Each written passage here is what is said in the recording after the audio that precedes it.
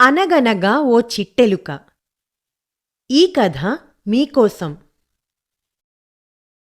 అందరికీ నమస్కారం. మన చిన్ననాటి చందమామ కథలు, పంచతంత్ర కథలు, పేదరాశి పెద్దమ్మ కథలు, మంచి నీతిని నేర్పే మోరల్ స్టోరీస్, ఇంకా మనసుకు నచ్చే ఎమోషనల్ స్టోరీస్, ఇలా అన్ని రకాల కథలను ఈ కథ మీకోసం మీ ముందుకు తెస్తోంది. ఈ కథలను మీరు తప్పకుండా వినాలంటే మా ఛానల్ని సబ్స్క్రైబ్ చేసుకోండి. మా కథలను లైక్ చేయండి, కామెంట్ చేయండి, ఇంకా మీ ఫ్రెండ్స్ అండ్ ఫ్యామిలీకి షేర్ చేయండి. మీ సపోర్ట్ మాకు తప్పకుండా కావాలి. దయచేసి మా ఛానల్ని సబ్స్క్రైబ్ చేసుకోండి. ఇక కథ మొదలెడదామా? చిన్నారి చిట్టెలుకకి సాహసాలు చేయడం అంటే భలే ఇష్టం. ఎప్పుడూ ఏవో తలకు మించిన సాహసాలు, అల్లరి పనులు చేయడం, పీకల మీదకి తెచ్చుకోవడం. తల్లి అనేక విధాలుగా చెప్పి చూసింది. సాహసాల జోలికి పోకుండా బుద్ధి కలిగి ఉండమని హెచ్చరించేది. తల్లి చెప్పినంతసేపు ఊకొట్టి తలాడించేది చిన్నారి చిట్టెలుక. కాసేపయ్యాక మళ్ళీ మామూలే. తన తోవ తనదే, తన ధోరణి తనదే. తల్లి ఎలుక చెప్పి చెప్పి విసిగిపోయింది. చిట్టెలుక చేసే సాహసకృత్యాలు చిన్నవేమీ కావు. ఒళ్ళు గగురు పొడిచే పనులు. ఎత్తుల మీద నుండి దుమికేది, మంటల్లో నుండి గెంతేది, క్రూర జంతువులకు కోపం తెచ్చేలా వాటి జోలికి వెళ్ళి అల్లరి పెట్టేది, ఏనుగుని వెక్కిరించేది, సింహం జూలి పట్టుకుని లాగేది, నక్కల తోకలు కొరికేది. అన్నిటికన్నా ముఖ్యంగా తమకు సహజ శత్రువులైన పిల్లులను రెచ్చగొట్టి తన వెంట పరుగులు పెట్టించేది. వీటికి దొరకకుండా పరుగు పెడుతూ ఏ కలుగులోనో దూరిపోతూ ఉండేది. ప్రాణం పణంగా పెట్టి ఆడే ఈ క్రీడంటే దానికి ఎంతో ఇష్టంగా ఉండేది. అందుకే అదంటే అక్కడి పిల్లులన్నిటికీ మంటే. ఎలాగైనా ఈ చిట్టెలుకని భరతం పట్టాలని అవి గట్టిగా తీర్మానించుకున్నాయి. ఇలా ఉండగా ఒకరోజు ఒక గండుపిల్లి తరుముతూ ఉండగా ఈ చిట్టెలుక పరుగులు తీసింది. చాలా దూరం పరిగెత్తాక ఒక కొండ కనిపించింది. కొండ మీద ఒక పెద్ద గుహ కనిపిస్తే దానిలోకి దూరింది. ఆ గుహ ఎంత పెద్దదంటే దానికి అంతూ పొంతూ కనిపించలేదు.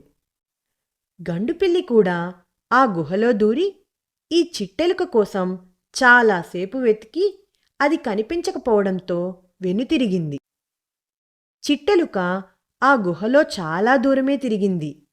కాని ఆ గుహలోంచి బయటపడేందుకు దానికి దారే దొరకలేదు. పైగా చాలాసేపట్నుంచి పరిగెట్టడం వల్లనేమో దాహం కూడా వేయసాగింది. గొంతు తడుపుకోవడానికి కాసిన్ని మంచినీళ్ళెక్కడైనా కనిపిస్తాయని వెతకసాగింది. ఆ గుహలో కూర్చుని ప్రశాంతంగా జపం చేసుకుంటున్న ముని కనిపించాడు దానికి. ఆయన ముందున్న కమండలం కూడా కనిపించింది. ఇకనేం ప్రాణాలు లేచొచ్చినట్టయింది చిట్టెలుకకి. ఎలాగైనా ఆ కమండలంలోని నీళ్లతో దాహం తీర్చుకోవాలని దాని ఆలోచన. మెల్లిగా వెళ్ళి ఆ కమండలం పైకెక్కి దాన్ని పడగొట్టే ప్రయత్నం చేయసాగింది. ఈ అలికిడికి కాస్త జపం చేసుకుంటున్న ముని మెల్లిగా కళ్ళు తెరిచారు. తన తపోభంగానికి కారణమెవరా అని చూసిన మునికి కమండలంపైనున్న చిట్టెలుక కనిపించింది.